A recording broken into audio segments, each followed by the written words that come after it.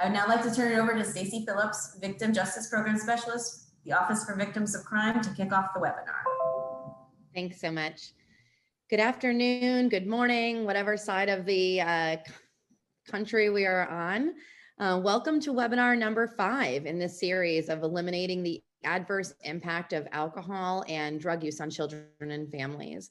So today's webinar, Multi-Generational Addiction and the Children, will focus on the impact of addiction on the developing child and will remind us to keep children prominently in view as we work to address the devastation resulting from addiction.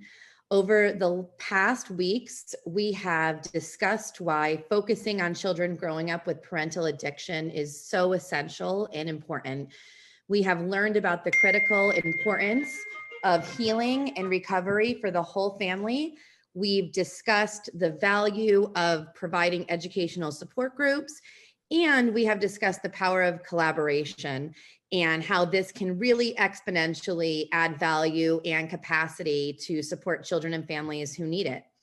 Since 2018, OVC's work has been making a positive difference in supporting children and families through implementation of projects funded through enhancing community responses to the opioid America's Addiction Crisis funded projects. Currently, we have 76 projects funded across the country, innovating and implementing programs with children at the center of their efforts. And we are so thankful for all of this work underway, but especially for our amazing TA provider, JBS International. Likewise, and on behalf of OVC, please let me share how proud we are of the work underway to promote awareness about the impact of substance use on our children, and even more to be a part of offering awareness of the strategies, policies, and programs that can be implemented and make a positive difference in young lives. This series, a collaboration of the Office for Victims of Crime, National Association for Children of Addiction, and JBS International, and supported graciously through contributions of numerous experts in the field, has contributed to an important and long overdue dialogue over the past several weeks, one that I really hope we can continue and will continue to promote. We are so thankful for the partnership with Ms. Winger and NACoA, their extraordinary work, and for Ms. Winger's tireless pursuit of support for affected children. So thank you for being with us today.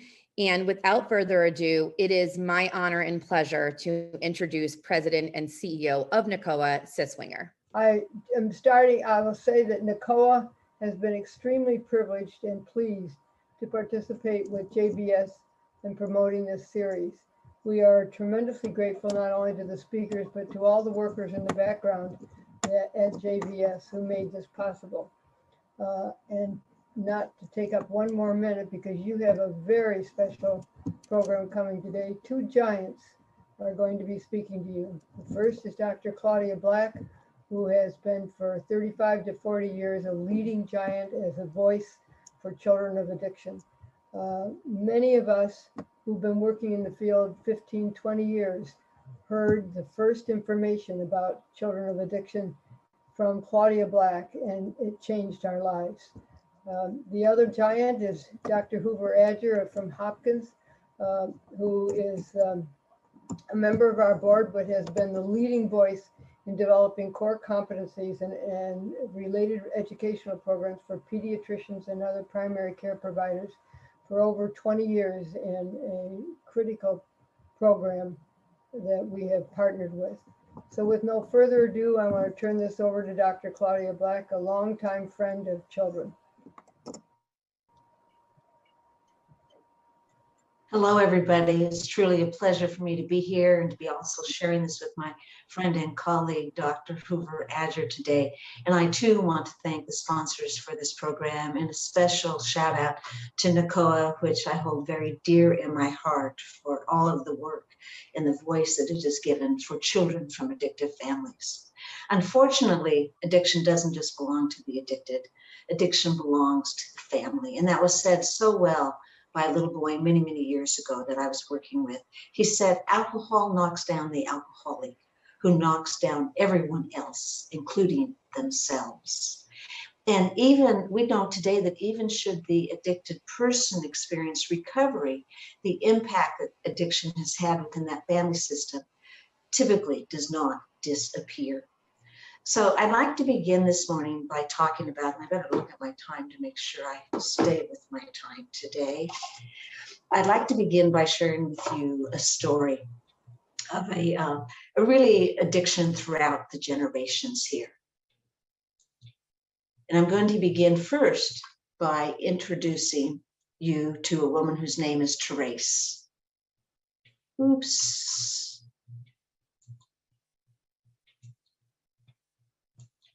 Okay, so when we first meet Therese, what I want you to know about her is that we're going to go back one because we're getting ahead of ourselves.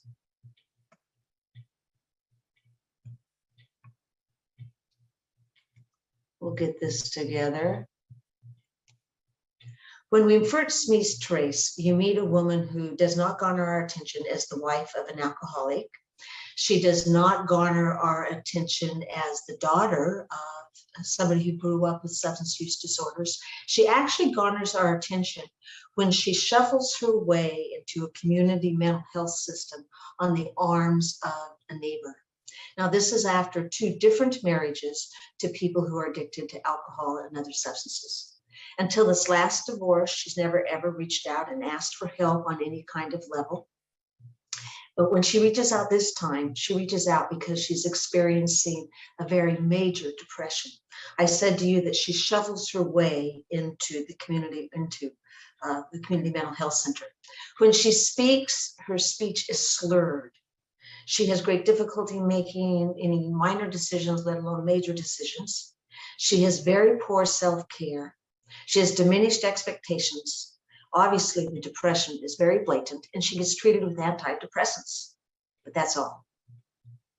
Over these next few weeks, 2 different times she will end up in the ER room, what they think is a heart attack, and both times it is a panic attack. Both times this has been triggered in a grocery store when she's literally in the cereal section, having to make a decision about what cereal to take home to her children. This is a woman who in her anxiety frets about, as I said, the minor details and the major details. To ask somebody in the store to help her sends her into a true emotional panic. So back she goes to the community mental health center, and they realize they have a co-occurring disorder. So they change her medication, and now they treat both the depression and the anxiety, and they treat her with medication. And that's all they do. So what I really want to say, my point being is we can treat her anxiety and we can treat her depression with medication, but unless we treat the underlying issues that fuel that, and unless we treat the underlying issues that are also fueling why it is she's already getting into repetitive, committed relationships, in this case, marriage, with people who are addicted to substances, I'm going to say that her prognosis, I think, is going to be very, very poor. Now, I'd like you, we're going to try this again. I'd like you to meet her husbands. This is her last husband. He was addicted to both alcohol and other drugs. And this is her previous husband, who's addicted only to alcohol.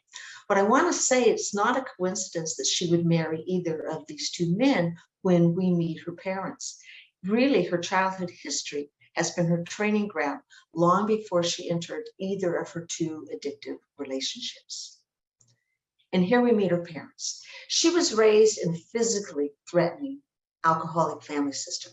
Her father was very belittling to her. He verbally shamed her. He dismissed her presence in the favor of siblings. He controlled her dress. He actually controlled how she wore her hair. He would cut her hair for her.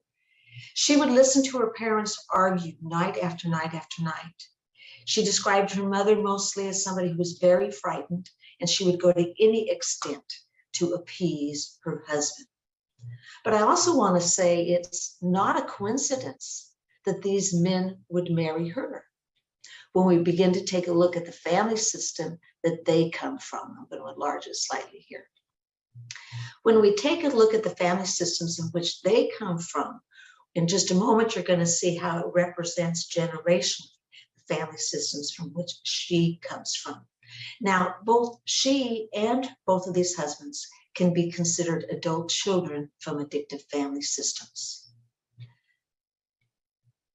I'd like you to meet her siblings. As a child growing up, she had a sister who died prematurely. Her sister was 9 years of age, and Teresa actually was just a year and a half younger than that sister when she died. She died in a car accident when she was with her neighbors. She had a brother who was a compulsive overeater as a child, and is still such today. You're beginning to get a sense of all the adverse childhood experiences that Trace herself is experiencing in this stage of growing up. Now, I'd like you to meet her grandparents on both her mother's side and her father's side. And what you're going to see here is chronic abject poverty. You're going to see premature death. You're going to see both process addictions, and you're going to see substance addictions. So, what she learned in these growing up years that she's going to be taking with her throughout all of her life, and is going to impact every aspect of her life, is she learned how to overlook. She learned how to deny. And we think of that word as denial as something that's just related to addiction, but it certainly can be related to other type of impaired families as well. What does it mean to deny? She learned to minimize, to discount, to rationalize. And as a little girl said to me many years ago, we just pretend things are different in our family. That's what denial is. She learned to appear cheerful when she was in pain. She learned to make excuses for other people's hurtful behaviors. She learned to avoid conflict to be able to minimize any further anger. She learned to tolerate the inappropriate, to prioritize the needs of others over her own. She learned to caretake, to fault herself for the family problems, and if I'm at fault, then it's my job to find the answers. She learned to discount her own perceptions, giving other people the benefit of the doubt. She had difficulty seeing that options could even be available. She learned that it wasn't safe to ask for help. It wasn't like there was a lot of people running through her life that were available for her to even ask for help. And she learned to accommodate. What I'm saying is that she was reared to be the perfect candidate for partnering with somebody who is addicted to substances. Her family of origin traits then, family of origin traits that we think of as adult child traits, then are going to enable that person to act out their addictions with very little disruption. Now, at the time that she gets help, I mentioned that she had 2 children because that's what was sending her to these anxiety attacks, her caring for these kids. Without recovery in this system, I want you to see what her children are being exposed to. Again, the depression, the anxiety, the abandonment that comes with absentee parenting, the process addictions, the substance addictions, that which comes with premature death, that which can come with living in great poverty. All of these behaviors have been carried out throughout these generations and are going to impact not just Therese, but these 2 little children as well. Now, you can walk into any community mental health center, and you could probably walk into any medical facility or doctor's office, and you're going to find pamphlets that are created or pieces of paper that are made available through our state government agencies and maybe our federal agencies. And they are going to talk about how can we prevent high-risk negative behavior on the part of our children growing up? How can we prevent the risk for substance abuse on the part of our young people? And they typically will summarize by that children's basic needs need to be attended to: food, clothing, and shelter. They need appropriate role modeling. They need warm and supportive relationships between the parent and the child. They need supervision. They need parental monitoring. They need healthy, appropriate parental communication. And they need healthy rituals. Well, I'm going to suggest to you that one, that did not happen for Therese. It did not happen for Therese's husbands, and it's not happening for these 2 children. It's not happening for these 2 children because Therese is not capable. The 2 fathers simply aren't showing up at all in these children's lives. And generationally, she comes from a very weakened family system. And the thread that perpetuates throughout all of this is toxic stress and adverse childhood experiences that result in trauma responses. Left untreated, because I don't think that she has effectively been treated, left untreated, somewhere in our system of healthcare providers, somebody's going to see trace again at some point down the road. It could be going into the school system because their kids are in trouble. It could be in a doctor's office because of health issues. It could be, and in this case, it was an addiction treatment program. Now, I want you to see if you can tell me what's different about this slide. I actually just changed the slide. It was very subtle there. I'd like everybody to sort of take a look and see what you think might be different about it. And I'll give you the answer. Yeah, somebody just did. I see it in the chat from Rachel L. It's the age. It's the age of the young ones. And I always say, somehow our kids age, but we don't. But yes, the kids got older. They're 19 and 22 years of age. So let me tell you what's happened over the years. What's happened is the 22-year-old daughter moved out of the home when she was 15. She moved out of the home and she would live with a friend's family. The 19-year-old is now in treatment, and that's where we see Therese again when she shows up for the family programming. What I want you to know is in those last, actually a handful of years, the mother, Therese, and the son have lived together in a townhome. It has 2 stories. The son's bedroom is upstairs. The mother has not walked up those stairs. She's not walked up those stairs in the last 3 years. This is where the son predominantly lives. Guys and sometimes girls come in and out of the house and they say hello to Trace if she's home and they head upstairs and that's the end of the conversation. When they leave, they don't even tend to bother to say goodbye. This is where he not only is doing all of his using, but this is also where he's doing all of his selling and his dealing. In essence, when we talk to this young man about what life is like for him at home, he says, well, my mom and I, we're pretty tight. He said, we're pretty united. The world's tough, and they both take on a victim stance, like the world is out to get them, and life is just too hard. Well, while he says we're united, we as therapists would say they're probably very enmeshed. In essence, this mother has put her head in the sand, while metaphorically the house is burning down around them. Now, I want to go back to what it is that she learned as a child growing up, what she learned as an adult child. Every one of those traits, those characteristics, as I already said, is going to make it more likely that she's going to be a primary enabler with the men that she ends up partnering with. But every one of those traits is also significant in her practice as a parent and is also particularly going to enable this son. She overlooks, she denies, she doesn't own it when she's in pain. She makes excuses for the irresponsible behavior. She'll do anything to avoid conflict. Heaven help should this person, her son, in her mind, reject her.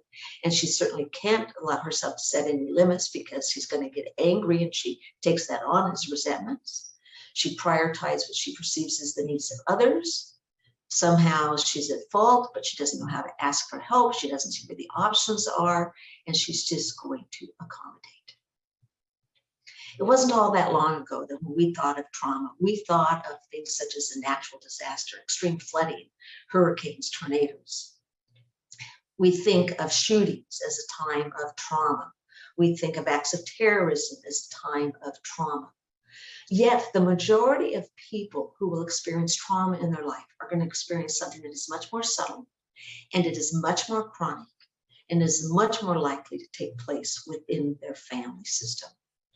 Children living with substance use disorders are subject to various forms of trauma, the very blatant, the physical abuses, the pushing, the shoving, the kicking, the slamming somebody up against the wall until their teeth rattle.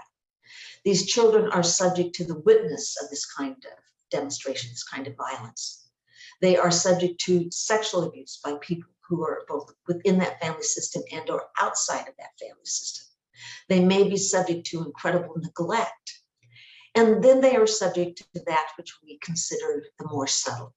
And the word, it just doesn't work for me, because there's very little that's subtle about when you are chronically, because what we have to remember is the parenting practices here are chronic.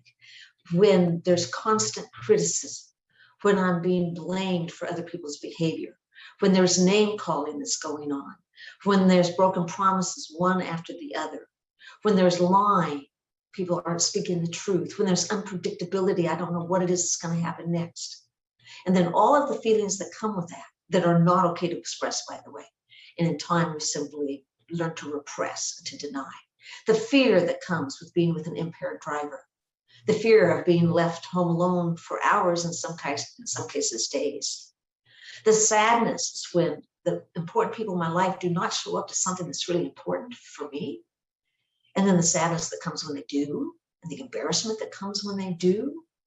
The anger for the broken promises, the anger for the fact that my mom, my dad, my stepdad who's raised me doesn't even try to quit. And then the guilt for not loving somebody I'm supposed to. And then the loneliness, pervasive loneliness for these kids, and the confusion about this all. All of this is going to result in shame. What I mean by shame is the belief that there's something inherently wrong with who we are. I'm going to try this again here. Okay.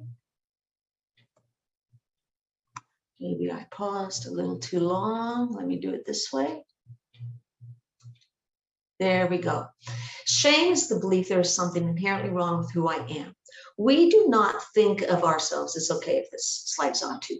We do not think of ourselves as being in shame.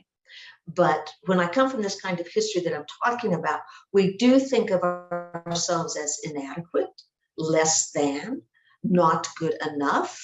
Oops, we're going too fast here.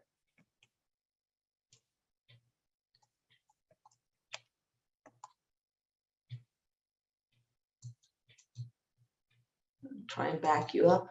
Okay, but I'm going to go ahead and continue with what I was saying. We're going to thank you for caring here. When I think of myself as in shame, as I said, I don't think of myself in shame. I think of myself as inadequate, not good enough, less than. But I might think of myself as well as damaged goods. I think of myself as broken. I think of myself as fractured. I might think of myself as dirty. I actually think shame is more of a belief than I think it is a feeling. I think we have a lot of very painful feelings as we take on this belief system. But the more we come to believe that we are not okay, the more disconnected we become from our emotional self. And there comes a point for many people that I would know feeling if it smacked me in the face. But what I do know is my shame. And what I do know is my self-loathing. And again, these are available to you in your handouts. And that is the various kinds of beliefs that I take on with my shame. Here we go, right back here. Tammy said to me, she was 16, I was working in the Northeast, and I was talking about shame. And she came up to me and she said, you know, Claudia, what are you supposed to believe about yourself? And the only thing you were ever called your whole life was worthless. Worthless. Yeah, when I went to first grade, I thought that was my first name. Oh, I have a middle name. If I wasn't called worthless, then I just get to be called stupid. So what happens is we compensate for our shame. We compensate for our shame with our perfectionism. That's particularly true on the part of looking good kids. And I've written a lot about those looking good kids that we have the ability to say to the world, I'm doing just fine, but you don't see that which I'm carrying inside. And I want to say I take perfectionism very seriously because I today work extensively with young adults, 18 to 26, and we get young people coming in from addictive family systems who have attempted to take their life, are in serious suicidal ideation, and in their perfectionism, in their ability to look good to the rest of the world, they could lose their lives in a suicide, because what's happened is they've learned to push, to excel, to be the best, with fear and shame nipping at the seat of their pants the entire time. But ultimately what they come to understand is no matter what they do, it is never good enough. And that's because the it is not about them. The expectations that were put on them, the messages they were given came from somebody else's very distorted thinking. And they didn't develop that internal boundaries to say that's not about me. And that who I am is good enough. And I am okay in all my many imperfections and my humanness and my vulnerability. So again, that's just one of the consequences of the shame. But I wanted to mention it because I see it very significantly today. Procrastination is a consequence to this shame. I don't know how to initiate, and therefore I only follow. Rage is a consequence to my shame. I have to tell you, the young man who said to me that he said his dad was very physically violent. And one day, in an act of his dad raging, verbally raging, he said, I picked up a stick and I headed outside. And he said, we had a big farm and I headed into the chicken coop. And he said, Claudia, I took that stick and I smashed every egg that I could. And then I attempted to kill every chicken I could find. And he said, you know what? It was at that moment I realized what my dad had that I didn't. And that was power in his rage. That rage compensates, the perfection compensates, the procrastination compensates for this shame that these kids are carrying. They also succumb to victimization in their shame. They succumb to victimization. They plummet into depression. They can plummet into anxiety. And then in their shame, what's the best anesthetizer for their shame? And that's alcohol, other drugs, and maybe certain behavior processes. You know, Alan said I was 11. I was 11 when I took my first drink, and I hated the taste, but I felt the glow. And I had a hole in my gut that was so big that alcohol and drugs were the only thing that would take it away. Elliot, who is a compulsive gamer, said, you know, when I'm involved in my games, he said, one, is an incredible escape. And he said, you know, nobody's criticizing me. And he said, it's a place in my life that I can excel and feel good about myself. And it gives me a sense of power. You know, these kids will go to any length, and understandably, it's their survivorship, to compensate for their powerlessness. They don't want to feel the powerlessness. They will go any length to compensate for their sense of defeat and to medicate their shame. Now, we can label these kids many things, but much of their behavior is a consequence to their belief systems. Their belief systems that are emanating from adverse childhood experiences that result in shame. We learned quite a while ago that at times of trauma, and these children are growing up with traumatic stress, at times of trauma, the natural response is to run. So when people were first talking in presentations about trauma, you would see pictures of traumatic events, and you'd see people running from them. And we talked about that flight response.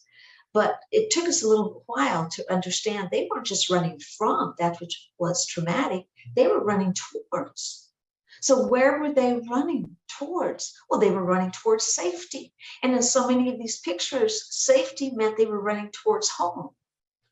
So the obvious question that we need to ask is, where do you run towards when that which is traumatic exists within your home? When it is not physically safe, when it is not psychologically safe. To be who you are, to own your own truth, to speak your own reality, to say how it is you feel, then you move into those various trauma responses. You move into the fight, you move into the flight, and you move into the freeze. Now, we know today that the body doesn't have the ability to tell the difference between an emotional emergency and something that's physically dangerous. So when triggered by traumatic stress, it responds by either pumping out stress chemicals that allow you to be able to flee the situation or to stand up and fight. Now, in the case of childhood problems, where the family itself has become the source of that which is stressful, it doesn't work. You can't flee. There's no place to flee to. And I got to tell you, wherever the source of the stress is, they've got an arm that's going to reach longer than your ability to run. And to stand up and fight, you don't have the power with which to fight. You don't have the size in which to fight. So what many of these kids do is they freeze. They shut down their responses by numbing. And when they do flee, they literally flee inside. We know that children are born into this world only partially hardwired by nature for self-regulation. Nurture needs to do the rest. And it will be through very tiny, very small, soothing interactions with caregivers that children absorb the skills of self-regulation from those people in that primary caregiving role, and then ultimately internalize them for themselves. Children incorporate safety that comes with a regular routine, a calm environment, a soothing touch, and voice. And all of those experiences, in essence, sink into somebody's limbic system. And that helps them to develop the skills for emotional regulation. And it's through the acquisition of those skills, a child not only learns how to regulate their emotions, but they learn how to regulate other base functions, such as mood, appetite, sleep, motivation, and the capacity for bonding. Now, I'm going to show you, this is a picture of our nervous system. This is a well-regulated nervous system. When our nervous system is regulated, we have the ability in which to feel a sense of well-being. We can even feel pleasure. And in the face of problems and great stress, if we stay within this optimal arousal zone, what's also called the window of tolerance, we still have a sense that we are okay. We are okay. But this is so often a child growing up with substance use disorders. This is what's going on with that child, the inability to stay within that optimal arousal zone, that window of tolerance. When they do not receive support, when they do not receive validation, when they do not receive healthy parenting, they are much more apt to move in a protracted state into the hyper or hypo-aroused state. And again, what we have to remember about these children is what they're experiencing is occurring on a chronic basis. If you are chronically dysregulated long enough, you're going to become stuck. Now, I do want you to also notice people will fluctuate, but they tend to get directed, move into one more so than the other, and then it periodically move into the other state. Again, when it's ongoing, you can become stuck in that dysregulated state, whether or not the original pain and the original trauma still exists. So when I began to talk about adult children from alcoholic family systems, and I would talk about that ability to look good and not to be seen as children in need, and then the problems begin to show up in their usually mid-young 20s and then further on, that's what I was really talking about, is that there's a delayed stress response, and those survivalship skills allow them to have a false front that in time dissipates for them, and then we get to see what those problems are. I want to say that trauma is not a disease. It is the body and the brain's response to a severe, painful experience that overwhelms somebody's ability to cope. And we certainly see differences in children. We see some children who are much more resilient than others, and maybe within the same family, there will be reasons for that. You will see people who are raised in the same type of substance abusing families, and there will be differences in their resiliency versus their vulnerability to what it is that took place. And these are typically the factors that will influence that. One, the support that they get at the time of that traumatic stress will be very significant. The older they are at the time that those stressors come into being, but unfortunately, so many children are born into an already addictive family system, and the fewer previous stressors that they have had. So let me give you an example. I have two boys being raised in an addictive family. No, I have one boy, I have two boys at school, both being bullied.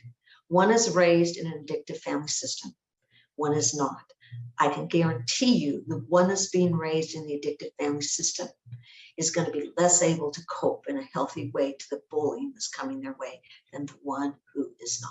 I can also say to you that the one in the addictive family system is less apt to get support at that time too, as the one who is not. People are going to be more negatively impacted by traumatic stress when it is repeated. That's certainly what goes on with addiction. When it is unpredictable. Now, the little caveat for being raised with substance use disorders here is the truth is we know that what's happening today is going to happen again. We just don't know when it's going to happen again.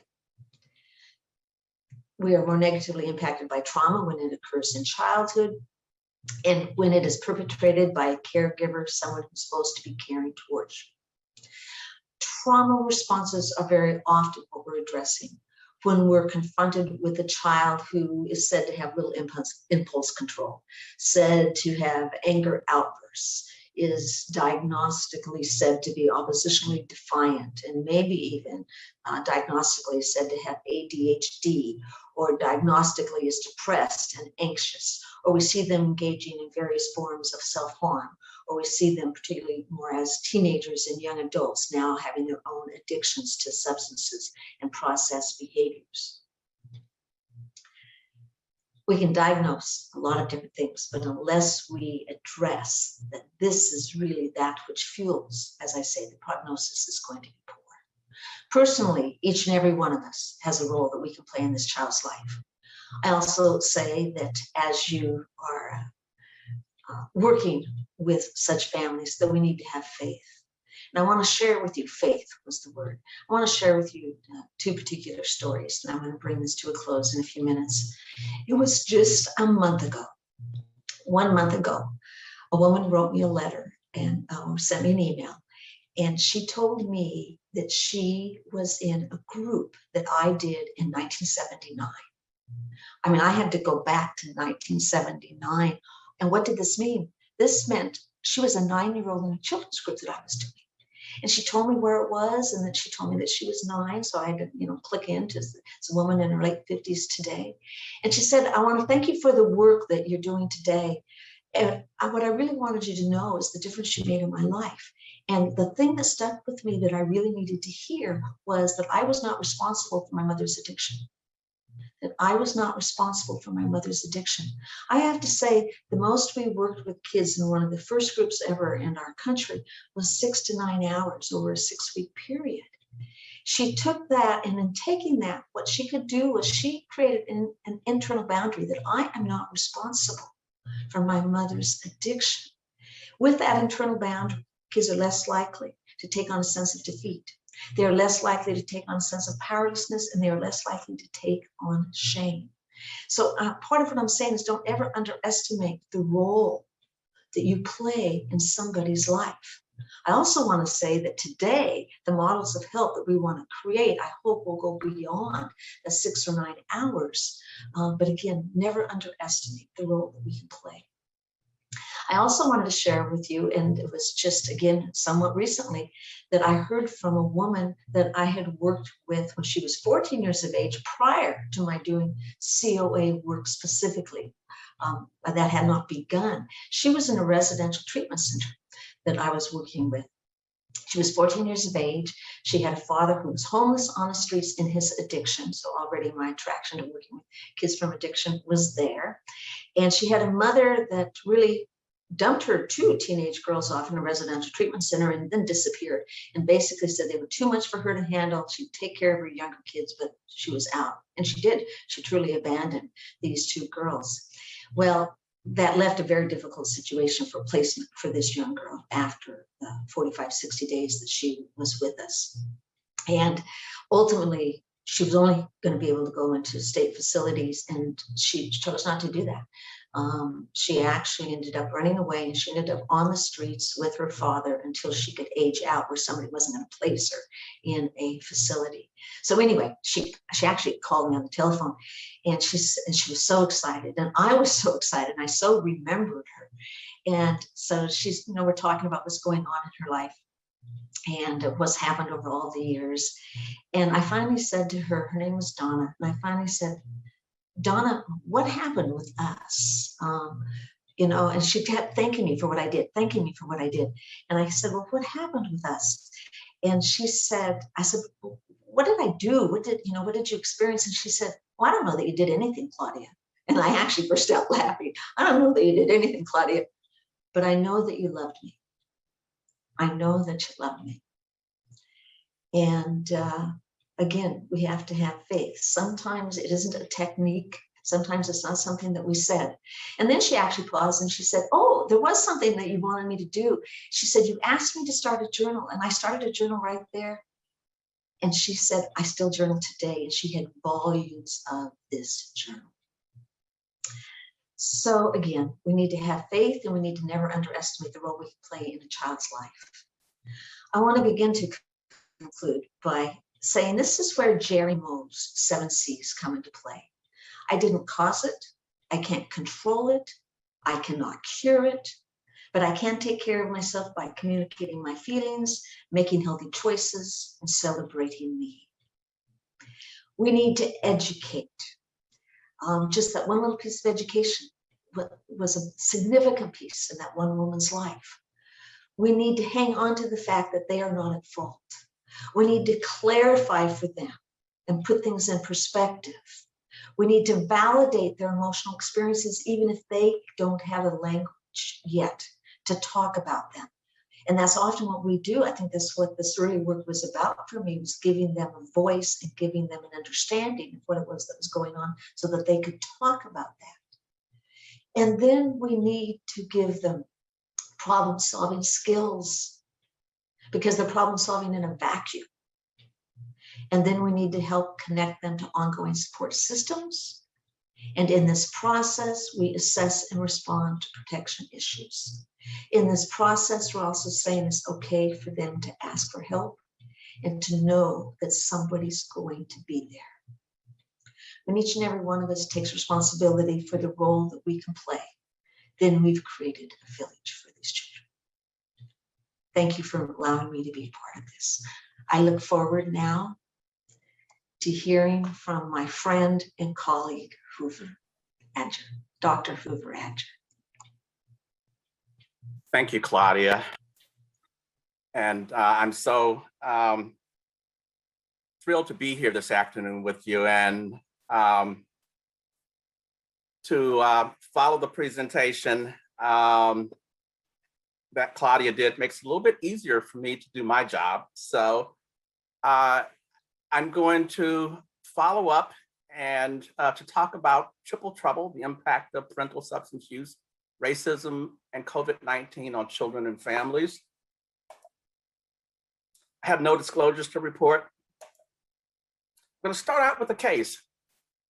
And this is where I cut my teeth with understanding the power of multi-generational addiction in families.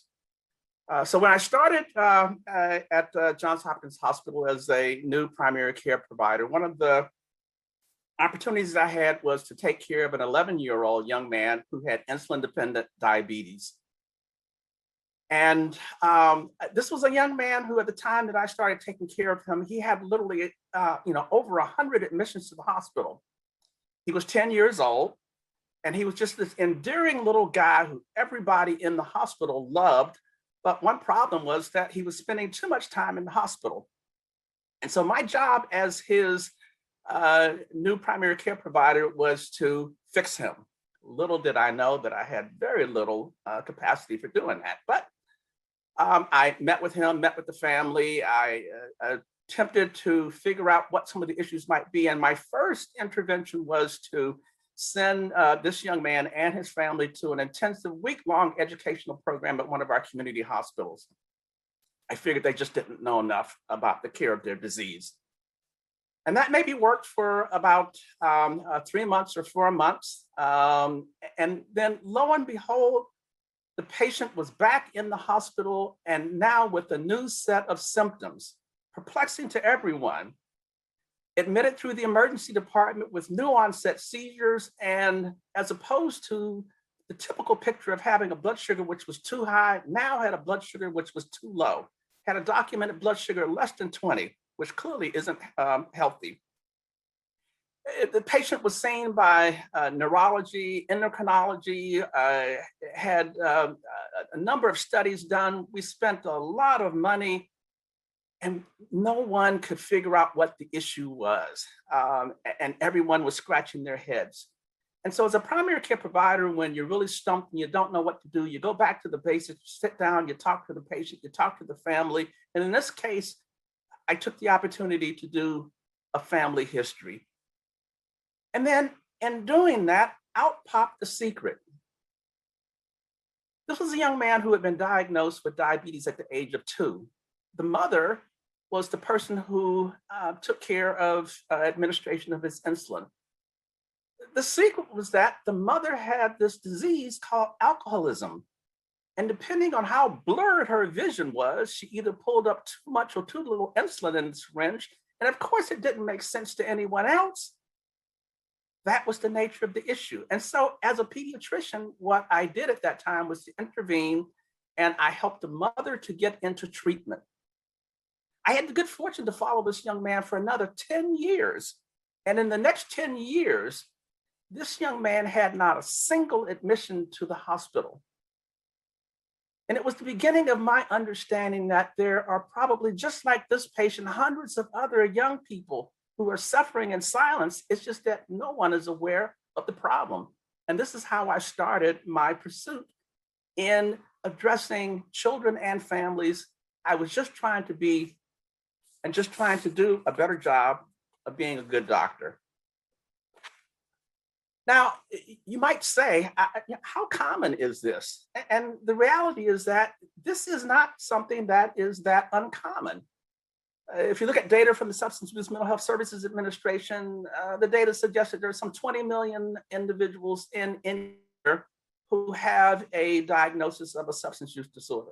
And if you look at how that translates to children, what you see on this slide is there's somewhere in the neighborhood of almost 9 million children in the age range between 12 and 17, about 12.3% of individuals who have at least one parent who has a substance use disorder. And there are some 7 million, or almost 14% of children who are in households where both parents are affected. It's not uncommon. We have other data to suggest that almost 1 in every 4 children in the US is exposed to alcohol use disorders in the family. And if you look at the article, which was published in the American Journal of Public Health by Bridget Grant, her words suggest that the number of children who are affected defines one of today's major public health problems. She goes on to say that children exposed through no fault of their own are thrust into families and environments that pose extraordinary risks to their immediate and their future well-being, and that threatens the achievement of their fullest potential. But oddly, the majority of these children and adolescents in families that are affected by addiction go undetected. The data is pretty clear. If you look at the rich body of data that's out there, as Claudia outlined, it suggests that children or parents affected by substance use disorders may lack consistency, stability, emotional support due to a chaotic family environment. They may be physically or emotionally traumatized due to accidental injury, verbal abuse, physical abuse, due to parental drinking or drug use. They may encounter poor communication, permissiveness, violence, neglect, under-socialization, all factors which can be potentially quite threatening to their health and their well-being and their future development. But if you look at all the data that's there from the literature, there are really 2 relevant conclusions from the literature that you can draw. One is that all familial variables that will affect child outcomes. Second, parent-child interactions is characterized primarily by 2 major dimensions, and these were outlined so well by Claudia's discussion: nurturance, or the ability to provide warmth and support, and the ability to provide supervision and discipline in the form of control, moderation. I won't belabor the point, but in the family disease model of addiction, we see that there are a number of things that happen as children learn to not talk about the family secret. As children at times learn not to trust themselves, not to trust others. As they learn not to handle at times uncomfortable feelings or how to build positive relationships. So while genetic predisposition can't be changed, unhealthy living patterns can be countered by consistent caring by others. But at times, what happens is that what children learn and what they're guided by are the defense mechanisms, the denial, the secretiveness, the lack of trust, the lack of honesty, the lack of the ability to learn how to develop nurturing behaviors. What we see as outlined by the case that was discussed, there are rigid rules with rigid roles, and probably most devastating of all is the social isolation. which oftentimes is the world of individuals, which can be so devastating in terms of their development. But what is important is that health professionals who do understand these behaviors can be helpful in uncovering problems and assisting families with timely and appropriate interventions.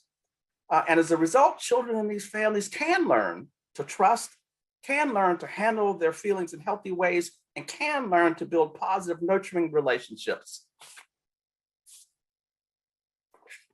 Now I'm going to move on to a slightly different mode now, and I'm going to talk a little bit about race and racism. But before I get into that, I'm just going to give us some definitions so that we have a common vernacular. So I'm going to start out by talking about the iceberg theory of culture. And this suggests that a society's culture includes aspects that are visible, but there's only about 10% of the iceberg which is visible above the water level. And the biggest portion, the 90% part of this, is hidden beneath the surface, so that oftentimes you can't see this. So things that we may be able to see might include food, music, visual arts, performing arts, games, dress. But there's a lot of stuff that's below the surface that sometimes you aren't able to see. The nature of relationships, values, religious beliefs, rules, gender roles, attitudes towards social status, thought processes, views on raising children, approaches to problem solving. There are a lot of things that are hidden and not able to be seen.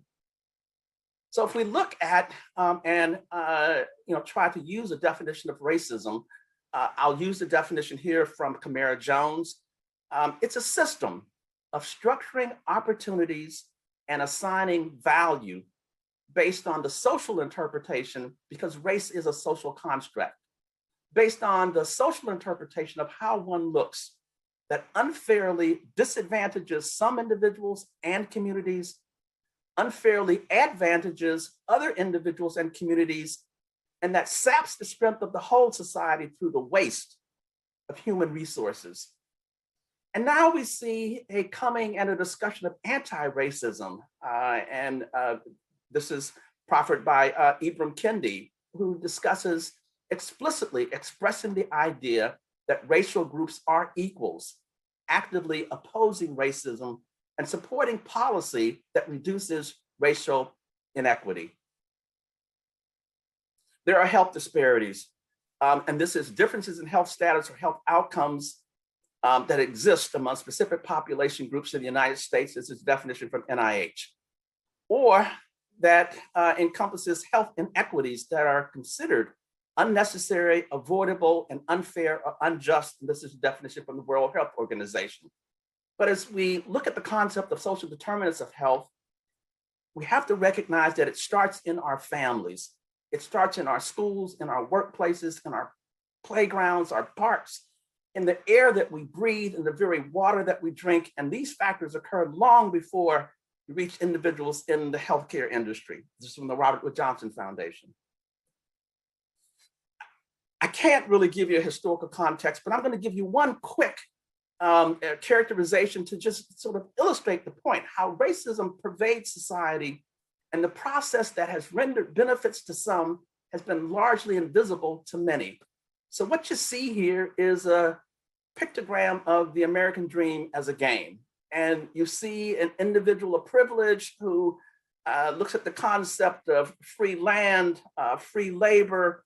You get to the front of the line and then looks back and says to the other individual, "Are you just slow or what?"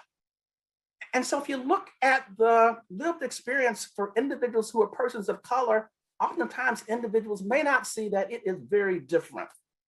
We start with the institution of slavery, where you step back and lose 100 terms. We move from that to Jim Crow laws. We then move on to a time of lynchings, denial of voting rights, sharecropping, losing land, segregation, redlining, determine where you can live or not live. Civil rights era, there are some advances, but then that's countered by poor schools, affirmative action, which tries to mediate something, disproportionate prison populations, growing subprime mortgage, the wealth gap, and then again we come to Are you just slow or what? So we had the concept of pull yourself up by your bootstraps. But sometimes we have to recognize that there are not straps. And for many individuals, there may not even be boots.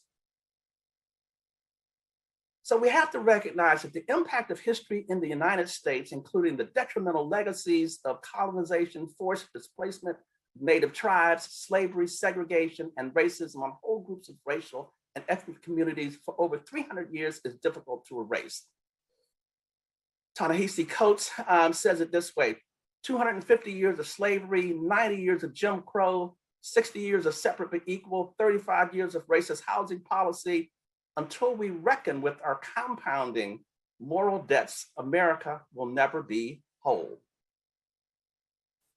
And then there's the pervasiveness of discrimination, which manifests in so many different ways. Preschool suspensions, being pulled over by the police, the cost of bail if you are pulled over and you are arrested, the disproportionate arrest rates for drug-related crimes, hailing a taxi. Even for me, as an individual who spent 2 years working out of the White House in Washington, D.C., I had to come to a reckoning that even though I was dressed in a two-piece or a three-piece suit each day, that if I traveled and traversed from the White House to the Senate or the House of Representatives, that I could not hail a cab, and that I learned to use an assistant to help me to travel through the city. Discrepancies in housing, purchasing of vehicles, apartment rentals,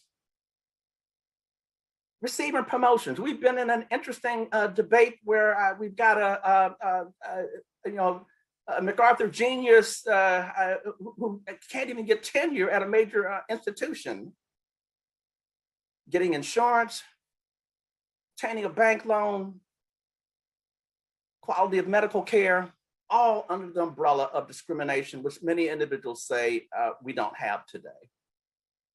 So if you look at the impacts of racism on health, we see that there is a popular discourse.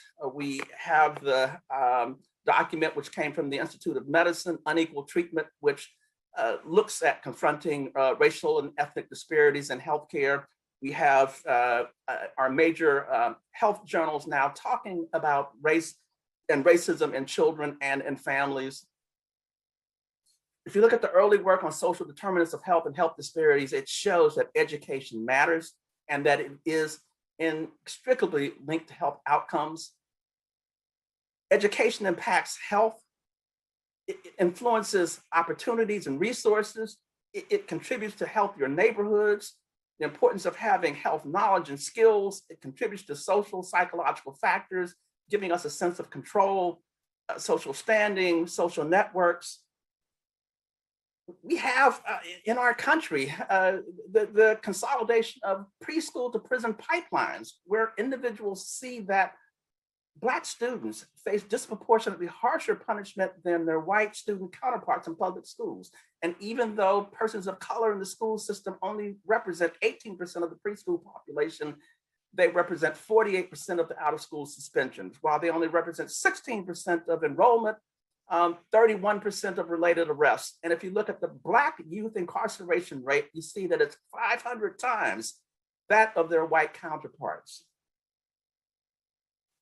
So the health and the daily lives of racial, ethnic minority US youth are shaped directly and indirectly by racism and discrimination that they experience. If you look at the majority of Black and Latino adolescents as young as 10 to 12 years of age, they report experiencing racism or discrimination. Only 8% of adolescents report not experiencing this. The exposure to police violence negatively affects their mental health. And then if you look at the concept of intersectionality, for those who belong to an ethnic group and another marginalized group, then it's either double or triple a whammy in terms of the disparities that exist. If you look at racism and how it pervades our society, we see structural or institutional racism, which manifests in differential access to goods, services, opportunities of society simply by race. We have personally mediated racism, which pretends as prejudice or differential assumptions of others simply based on race, resulting in discrimination or differential actions towards others based on race. And then you have internal racism or internalized racism, manifested as acceptance by members of a stigmatized or marginalized group of negative messages about their own abilities or their own intrinsic self-worth. Come back to the iceberg, and if you look at the social determinants of health, they may manifest as infant mortality, low birth weight, access to treatment, burden of excess health problems, life expectancy. This is just one example of access to treatment. Buprenorphine. We talk about the opiate crisis, but for persons of color, buprenorphine is not readily available. If you look at long-term retention and treatment, there are marked discrepancies. If you look at the trends in receipt of buprenorphine and naltrexone for opioid use disorder in adolescents and young adults, marked discrepancy. And if you look at the receipt of addiction treatment for opioid overdose after being recognized and admitted to a hospital, if you're a person of color, the data is that there's a less than 1% chance that you will receive current state-of-the-art treatment with appropriate medications, even though it is readily available.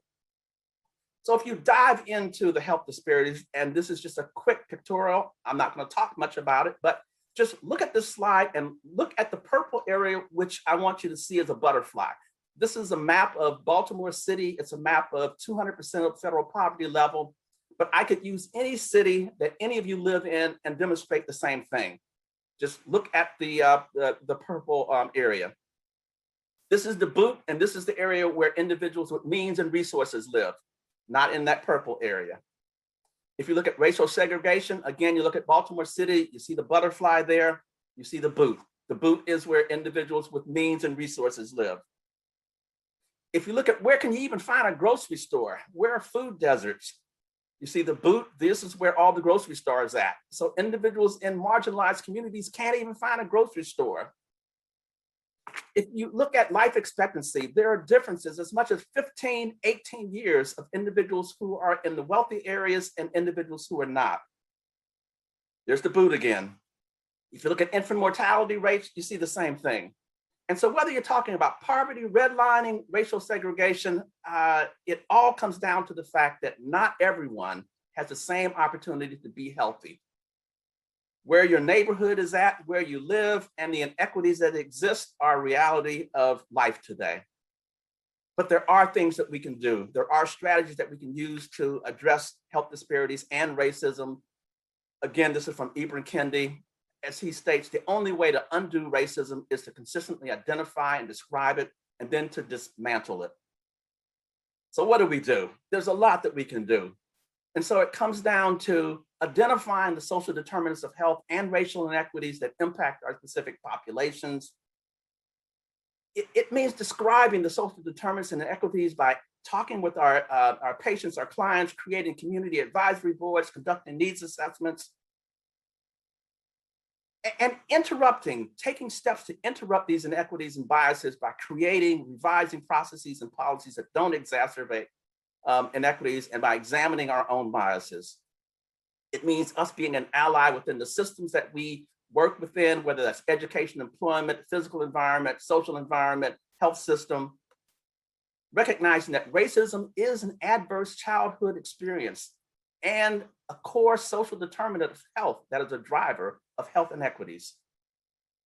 And then comes along COVID-19, another example of inequities.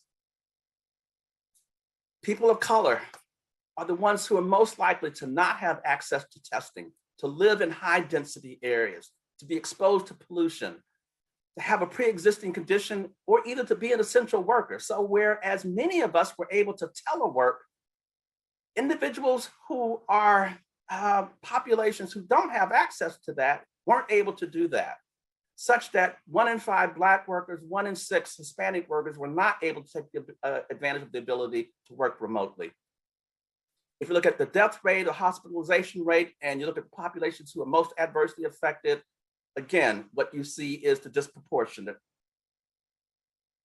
If you look at the impact on children, you see that the population with the most significant impact in terms of child mortality is in the Native American population, followed by African American, Hispanic population, and then Asian Pacific Islanders. Even with regards to, can you keep food in the house? You see the discrepancies according to ethnic groups.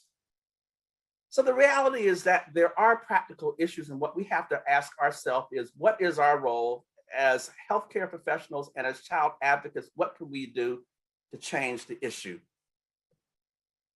I started with a case, I'm going to end with a case.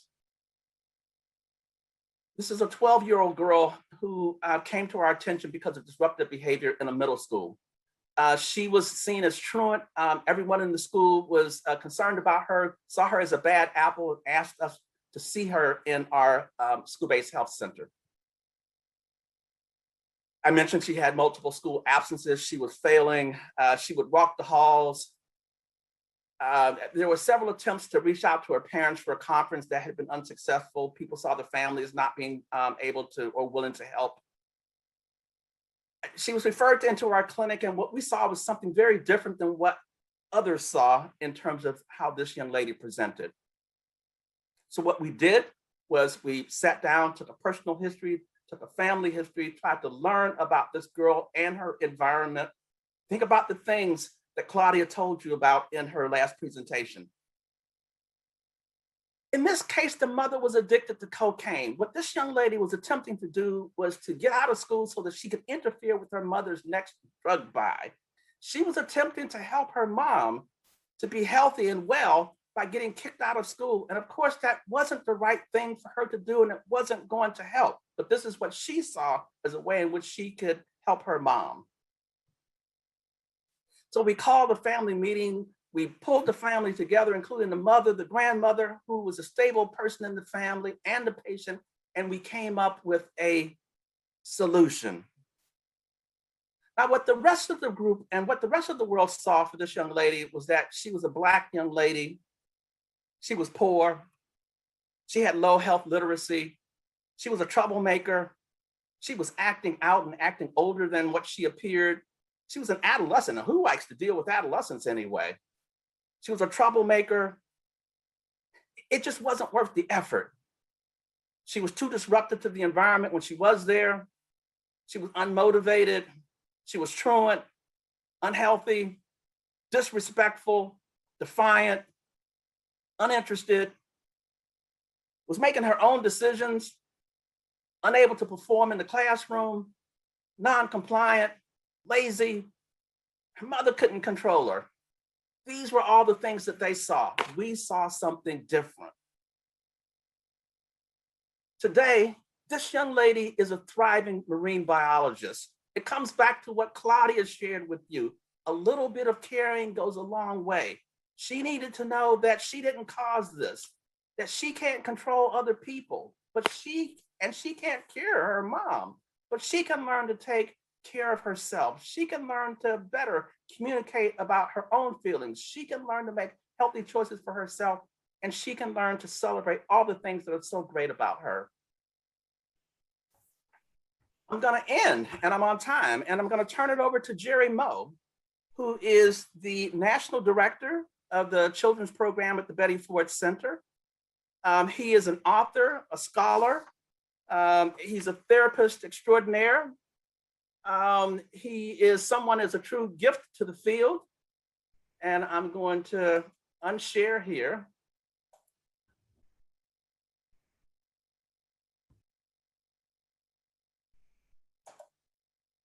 Take it away, Jerry. All right, thank you, Hoover. So let's get right into this. It's my job to wrap up the entire webinar series. And what amazing presentations by Claudia and Hoover. I learn something from them every single time I hear them present. So I want to make 3 points, give you 2 resources, and end with a kid. I'll do this as quickly as I can. So first of all, in all we do, always ask the question, what about the children? If we're working with adults, can we provide a children's program? If our focus is on adolescents, What about their younger siblings? Remember these kids, serve these kids. Next slide, please.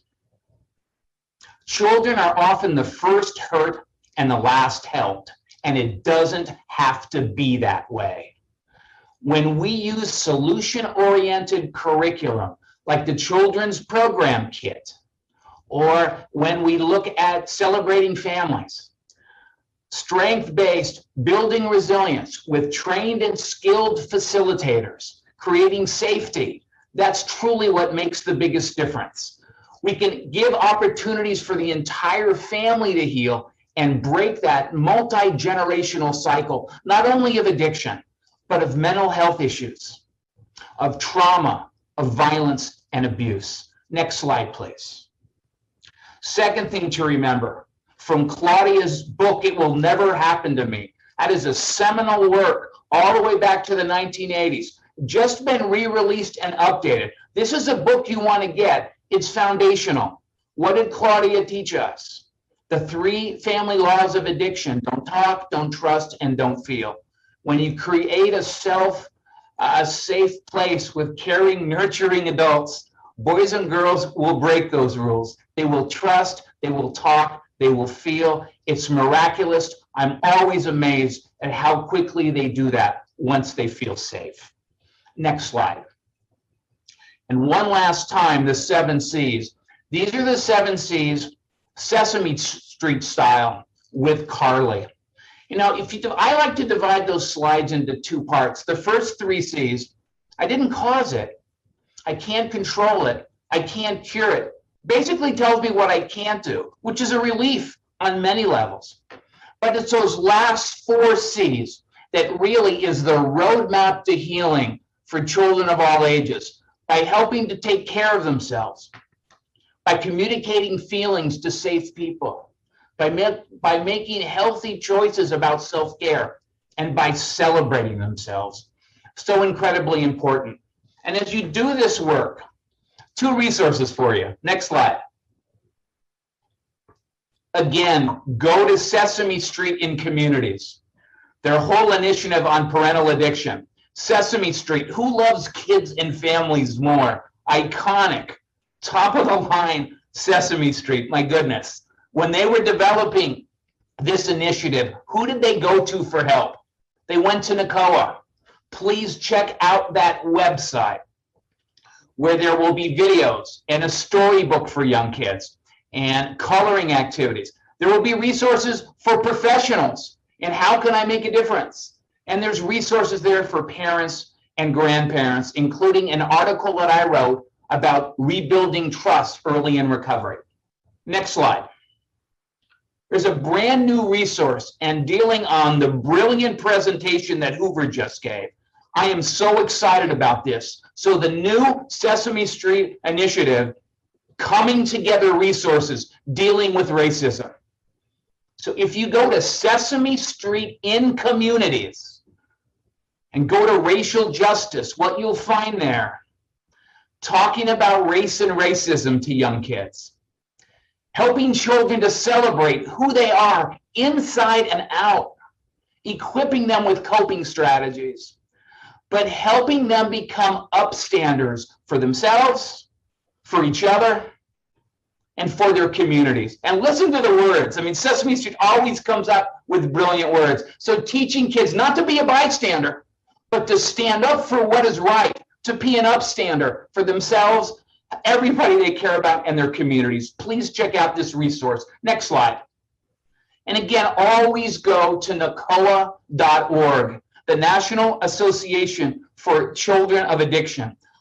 I must at least 12 times a week refer people to NACoA for 2 things: the Kit for Kids, wonderful information for children. The caregivers could read to them. The Kit for Parents, it's free and it's downloadable. And Assist Wenger always reminds me that Kit for Parents, the last 6-7 years, has been requested more by grandparents than any other group. Says a lot about what we're dealing with. You know, I was your first speaker when we started out this webinar series. And I started with a child. So let me end with a child. She's 12 years old. She came to a children's program here with her 9-year-old brother. They were brought by their grandparents. Their mom had passed years ago, and their dad was in and out of their lives, but mostly out of their lives due to his drug addiction. These two just beautiful, 12-year-old girl and her 9-year-old brother, beautiful kids, went through the program and then would come every Wednesday night for continuing care, where we would use the NACoA Children's Program Kit. And about a year later, horror upon horror, their dad dies of a heroin overdose. So I met with them. And I mean, my goodness, what do you say? What do you do? Claudia touched on all of that. You validate, you listen, you love, you respect, with kindness. As they were leaving, the 9-year-old looks at me and says, Jerry, would you come with us to my dad's memorial service? I would really like that. And there we were in a church with 200 people. I'd never met their dad, but was struck by his picture there and how young he was. What's interesting, within a 30-minute period, there were 4 speakers, family members and friends, but no one talked about the elephant in the living room. We thought the service was concluding when the 12-year-old girl got up and went to the front in front of everybody and said, I want to say something. And she said, you need to know something about my dad. He got hooked by addiction. My dad's been using drugs for a really long time. Now, he's not a bad dad, but he's been really sick. And when he was trapped, yeah, he did a lot of bad things. But what I'm going to do is I'm going to remember all the good things about my dad and how much I love him. And I hope you can do that as well. You know, the courage, the strength of this 12-year-old, and not only all the words that she used, she learned from a program, but it's the way she said it, with no guilt, with no shame, with no embarrassment. There are so many boys and girls out there just like her and just like her brother. And now it's on us, all of us. How do we make a difference in these boys and girls' lives? Well, let's get busy because they're out there waiting for us. Thank you.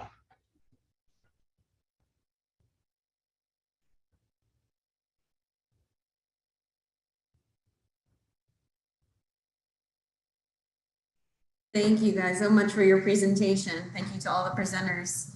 I'm just going through the chat. We have a lot of comments and a lot of praise for everybody. And everybody said what an amazing webinar this is and that they want to get involved with your work. So I'm still scrolling through here to see if there's any questions, just mostly comments. Give it a couple more minutes.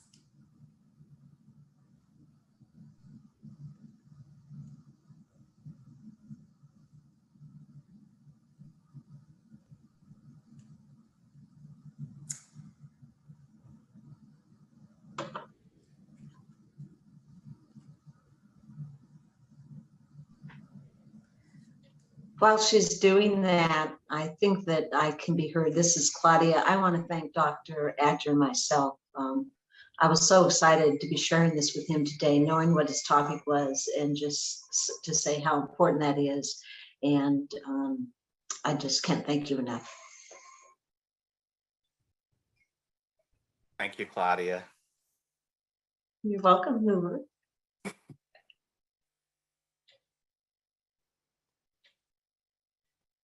It was many years ago that for NACoA, you wrote a really important article that was in a major pediatric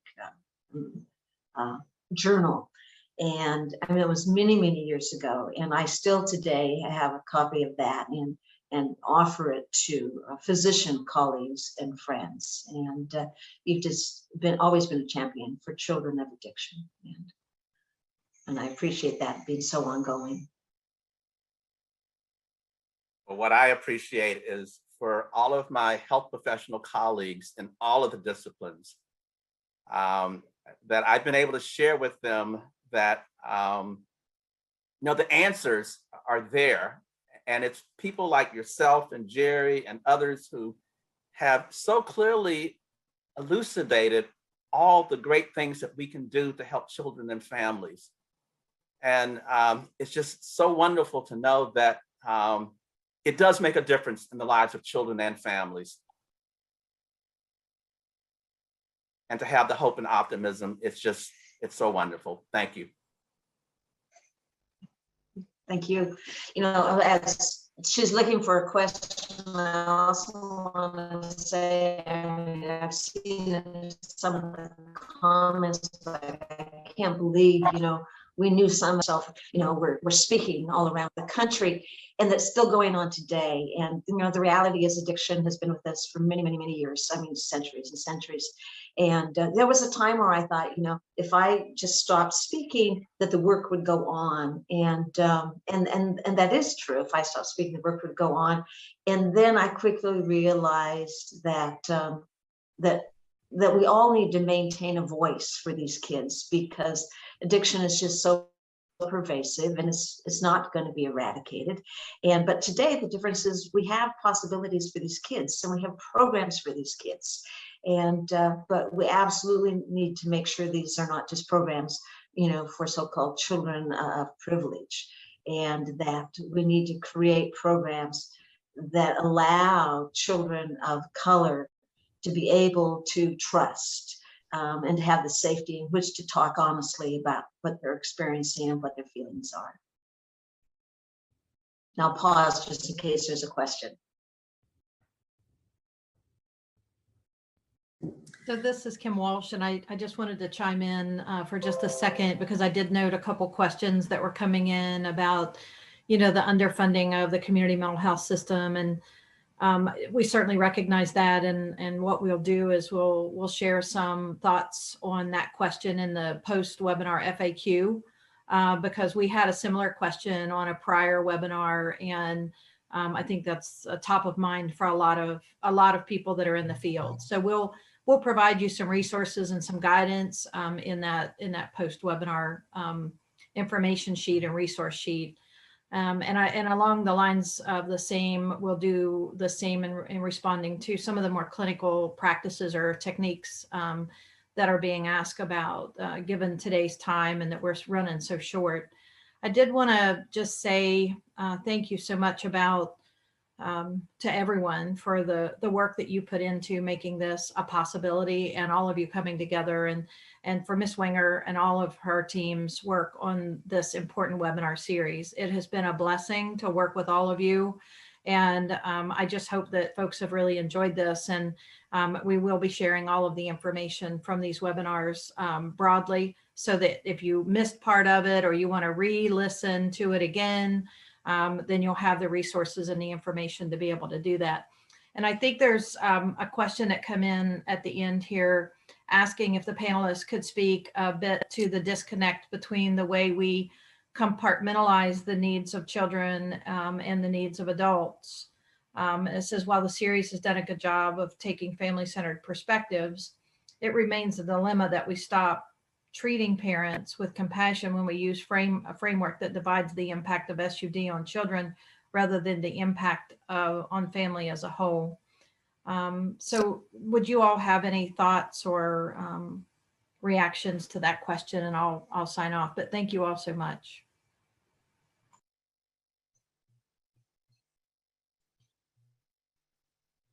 I can clearly say that Here. The orientation that you heard from Claudia, my orientation is a family systems orientation. I think, you know, the patient is the family. It's not any one individual from my perspective. And you know, the fact that I came into the field with an appreciation of trying to assist by assisting the family, it's afforded me an opportunity to learn about, you know, things that I can do to really assist families, communities. And that's what's been so rewarding about the work that I do, and sustains the efforts and the energies that I have to continue to do this. And I think that certainly when I'm working with young people, that I'm going to need to separate them to some degree from working with the immediate family, literally in the same setting. But typically you're wanting to work with them at the same time, but not necessarily in the same setting. The trust isn't going to be there. And, you know, we may work with the whole family in terms of the intervening piece, and then I'll probably going to have them in somewhat separate programming because the children need that time separate. As I said, the trust isn't going to be there when there's no recovery for them to be able to trust the safety of working with the whole family. But that certainly did not mean to imply that we're not working with the family as a system. And then ultimately we bring them more together. And so hopefully that's helpful too. Thank you. And what I would say, Claudia, right, based on what you're saying, what I find is you want to work with a whole family, but kids are far behind in this process in terms of the education and the information and the validation. So let's start with the children, but have a parallel track for the adults, many of whom are yesterday's children that no one helped. And we work and we start to slowly build that trust and that rapport. And then we bring them together. And then we have them separate again. And then we bring them together in an ongoing kind of way. Thank you all so much. Unfortunately, we are out of time. So again, thank you to all the presenters for today's webinar. Just a couple of quick reminders to look out for the post-webinar survey following today's webinar. If you would like to request CEUs, please email ovc-tta@jbsinternational.com. We will be distributing the slides and the recording in the coming weeks. And we do have an upcoming webinar with the Frameworks Institute on July 21st. You should have received information about that webinar and how to register, but we will send out reminders in the coming weeks. Thank you so much, everybody, and have a great week.